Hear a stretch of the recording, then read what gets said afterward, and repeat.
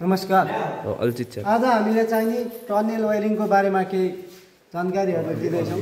किन युज गरिन्छ त टनेल वायरिङ भनेर? टनेल वायरिङ चाहिँ नि हामीले कुनै पनि ठाउँहरूमा या सुरुङहरूमा चाहिँ नि एक ठाउँबाट बत्ती बालेर, जस्तै हेर्नुहोस् यहाँबाट बत्ती बाल्यौँ हामी एक ठाउँमा र अगाडि पनि बोल्छ, किनभने हामी अगाडि त अँध्यारो हुन्छ, अगाडि जाँदै गर्दा यो अन गरिसकेपछि बोल्छ र हामी अगाडि जान्छौँ र फेरि त्यसको सिधा बोलिरहेको सिधा त देखिन्छ, अनि त्यसपछि त्यो अन गर्दै जाँदा पछाडिको निप्छ।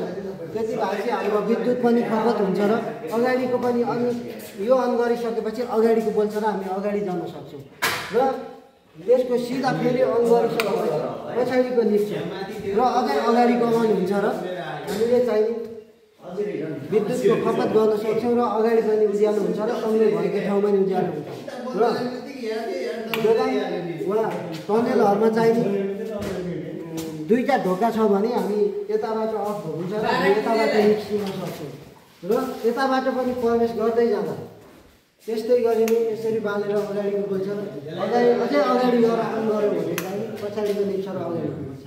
धन्यवाद।